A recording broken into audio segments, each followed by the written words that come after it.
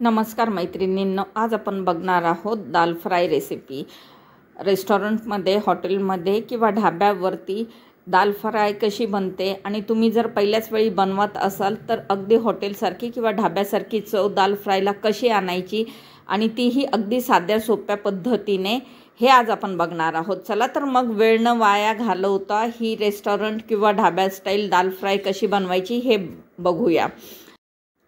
दाल fry बनवण्यासाठी मी इथे 1 वाटी तूर डाळ घेतलेली आहे। दाल फ्राय तूर डाळीपासूनच बनवतात आणि तुम्हाला हवं असेल तर तुम्ही मूग किंवा मसूरची डाळ थोडी थोडी घातली तरी चालेल। आता ही डाळ 2 ते 3 पाण्याने स्वच्छ धुवून घेतली आणि अर्धा तास भिजत ठेवूया। डाळ भिजल्याने ती खूप छान चवदार आणि पटकन शिजते। डाळ भिजत ठेवून अर्धा तास झालेला आहे। आता ही डाळ आपण कुकरला लावून घेऊ। त्यासाठी मी डाळीतलं संपूर्ण पाणी निथळून टाकलं आणि ही डाळ आता कुकरमध्ये ओतून घेऊया। 1 वाटी डाळ म्हणजे 125 ग्राम डाळ घेतलेली आहे। आता यात 1 ग्लास मी पाणी टाकते। त्यानंतर चवीनुसार मीठ टाकूया, थोडीशी हळद टाकून घेऊ, थोडासा हिंग आणि 1 टोमॅटो मी जाडसर कापून घेतलेला आहे तो टाकून घेऊ आणि कुकरच्या 3 शिट्ट्या घेऊन टाकू। आता तुमची डाळ कुकरमध्ये किती वेळ शिजते त्या प्रमाणात तुम्ही 3 किंवा 4 शिट्ट्या घेऊ शकता। मी 3 शिट्ट्या काढून घेतल्या। डाळ छानपैकी आपली शिजलेली आहे, हे बघा तुम्हाला दिसतच असेल व्हिडिओमध्ये।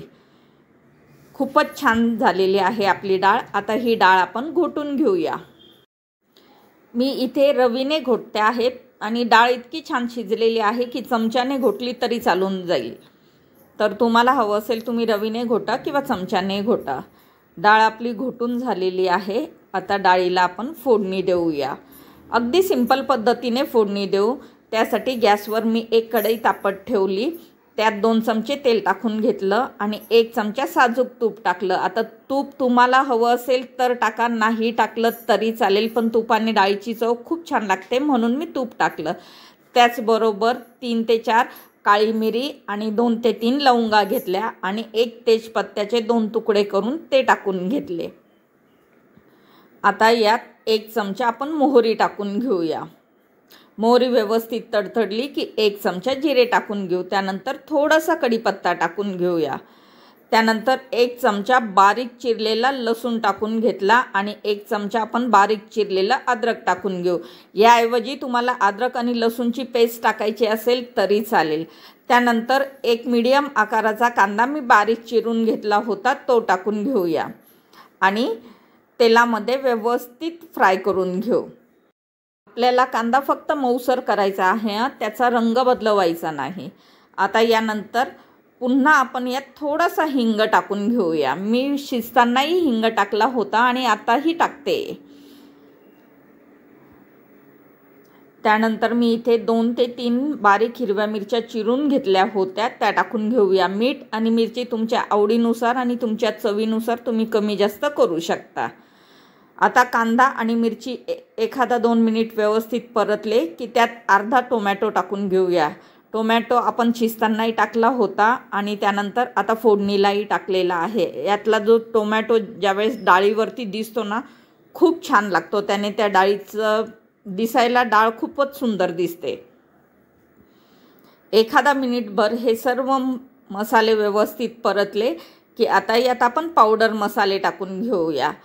तर 1 चमचा मी इथे लाल मिरची पावडर टाकलेली आहे, त्याचबरोबर 1 चमचा धने पावडर टाकलेली आहे आणि अर्धा चमचा हळद टाकलेली आहे। आता हे पावडर मसालेसुद्धा तेलामध्ये एखादा मिनिटभर परतून घेऊया। तुम्हाला धना पावडर टाकायची असेल तर टाका, नाही टाकली स्किप केली तरी चालेल, पण धना पावडरनेही डाळीची चव खूप छान लागते। आणि त्यानंतर आपण शिजवलेली डाळ आता यात ओतून घेऊया आणि छानपैकी मसाल्यांबरोबर ती फ्राय करून घेऊ। डाळ मसाल्यांबरोबर 2 मिनिट व्यवस्थित फ्राय झाली की त्यानंतर आपण यात गरम पाणी सोडूया। आणि हो, तुम्हाला जेवढी पातळसर किंवा घट्टसर डाळ हवी आहे ना, त्या हिशोबानेच पाणी सोडायचं आणि पाणी सोडताना गरमच पाणी सोडायचं। जर थंड पाणी सोडलं तर डाळीची संपूर्ण चव जाईल, ही काळजी घ्यायची। आणि त्यानंतर आपण डाळीला 1 उकळ काढून घेऊया। डाळीला छानपैकी उकळ आला की त्यावर कापलेली कोथिंबीर टाकूया। बघा किती साध्या सोप्या पद्धतीने झटपट अशी दाल फ्राय तयार झालेली आहे। तुम्हीसुद्धा अशी दाल फ्राय नक्की करून बघा. तुम्ही रेस्टॉरंट किंवा ढाब्यावरची दाल फ्राय विसरून जाल. आणि हो, तुम्हाला हा व्हिडिओ कसा वाटला मला कमेंट बॉक्समध्ये नक्कीच कळवा. तुम्हाला जर हा व्हिडिओ आवडला असेल ना तर माझ्या चॅनलला प्लीज लाईक आणि सबस्क्राईब करा. डाळ तयार झालेली आहे. आता गॅस बंद करूया आणि डाळ आपण प्लेटमध्ये सर्व करून घेऊ. तुम्ही ही डाळ भाताबरोबर, भाकरीबरोबर, चपातीबरोबर कशाबरोबरही खाऊ शकता. आता ह्या डाळीवर थोडीशी कोथिंबीर पुन्हा एकदा भुरभुरून घेऊ, म्हणजे ती दिसायला अप्रतिम दिसते आणि खाण्याला पण मग छान वाटते. त्याचबरोबर कांदा आणि लिंबू. अगदी रेस्टॉरंट किंवा ढाब्या स्टाईल आपली डाळ तयार झालेली आहे. आता पुन्हा भेटूया अशाच एखाद्या झटपट आणि मस्त रेसिपीबरोबर, अशाच एखाद्या नवीन व्हिडिओमध्ये. तोवर बाय बाय.